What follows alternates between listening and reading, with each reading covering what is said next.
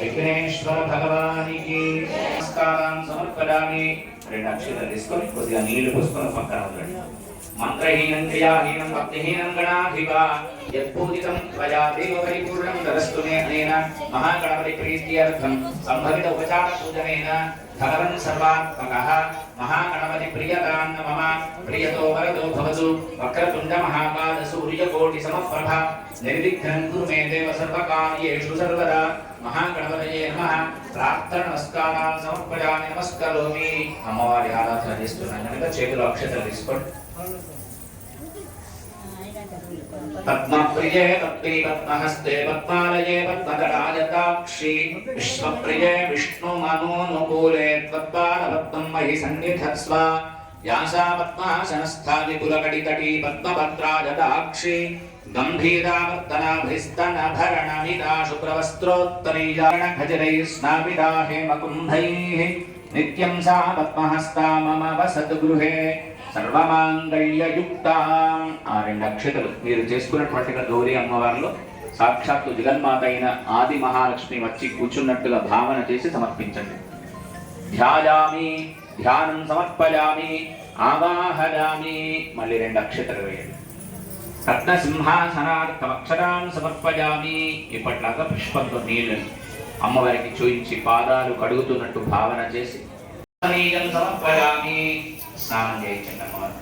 ఆవోహిష్టామయో భుగస్థానూర్ధ్యేదధాతన మహేరణాద చక్షసే యోగశ్వరమోరసస్తస్య భావే దేహనః శరీరమాగ్రహ తస్మాంగమావగోరి శిక్షయాయ ఇంద్రః ఆపో జనయథాచనః.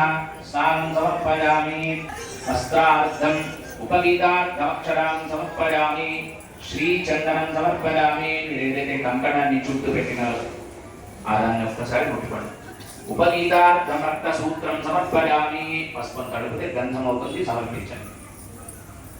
శ్రీకంఠం చందనో దివ్యం కర్పూరేణ సుసంయుతం విలేపనం సురశ్రేష్ఠ చందనం ప్రతికృతి. కొద్దిగా పసుపు వేయండి.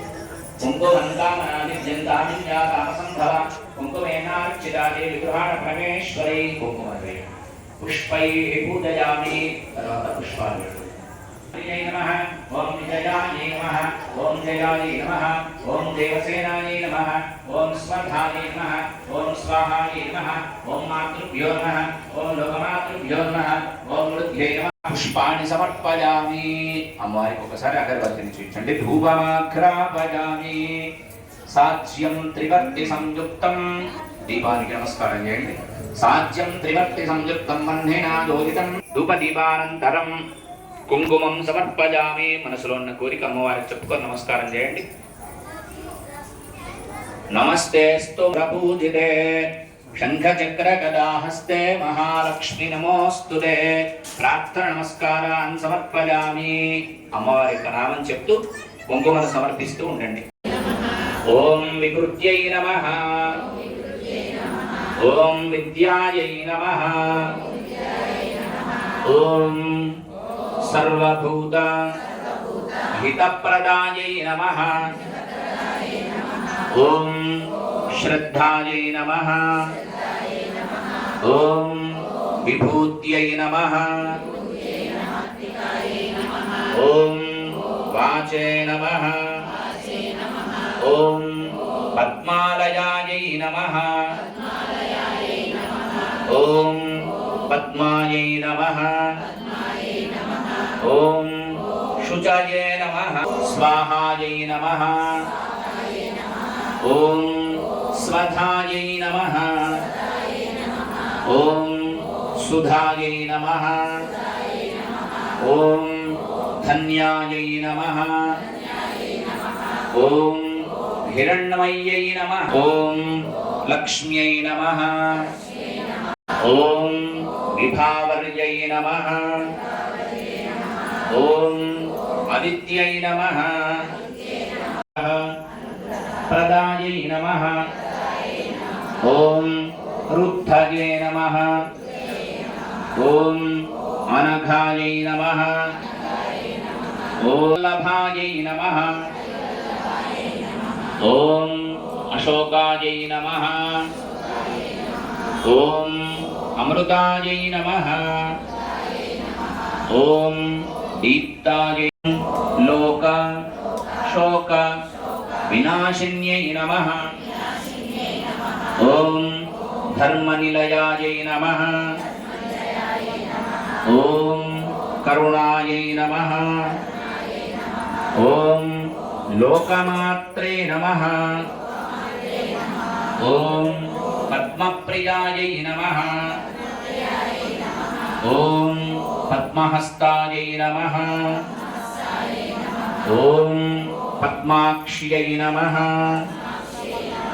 ఓం పద్మసుందర్యై నమః భవాయై నమః ఓం పద్మముఖ్యై నమః ఓం రమాయై నమః ఓం పద్మమాలాధరాయై నమః ఓం సుప్రసన్నాయై నమః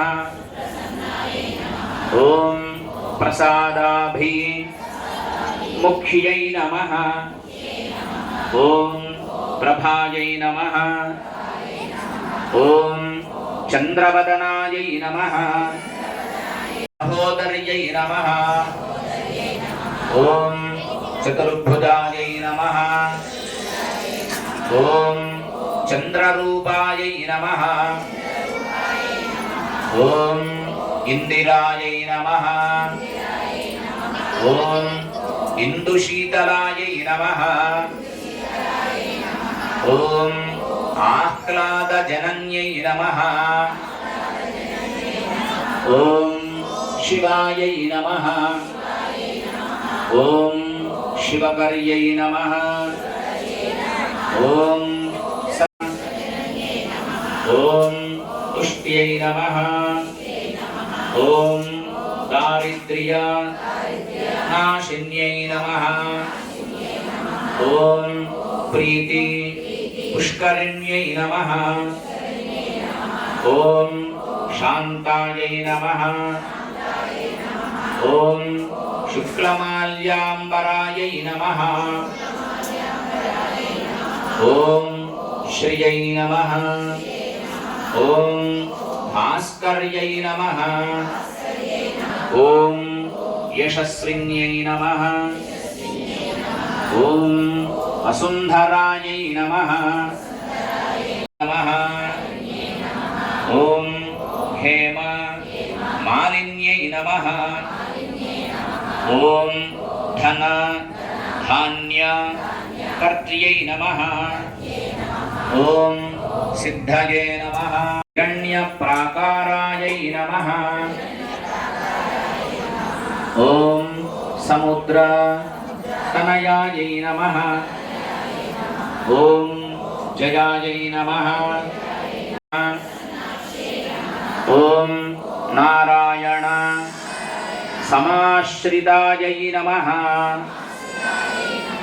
ఓం దారిద్ర్య ధ్వంసిన్యై నమః సర్వ ఉపద్రవ నివారిణ్యై నమః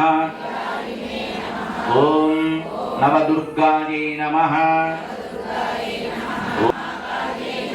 ఓం బ్రహ్మ విష్ణు శివాత్మికాయై నమః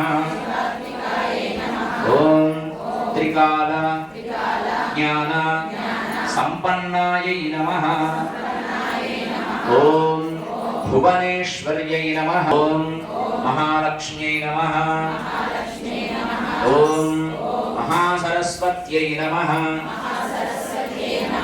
ఓం వరలక్ష్మ్యై నమః కుంకుమం సమర్పయామి ధూపమాఘ్రాపయామి అగరబత్తి చూపించండి అమ్మవారికి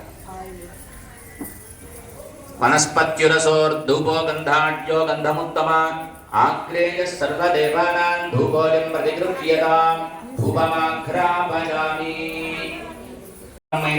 జగన్మాత ఒక పరబ్రహ్మ స్వరూపిణిగా ఒక 5 ముఖాలతో గాయత్రి అమ్మవారికి ఎన్ని ముఖాలని అమ్మా చూసిండ్రా ఎవరైనా గాయత్రి అమ్మవారిని లోపల ఎన్ని ఉన్నాయి ముఖాలు?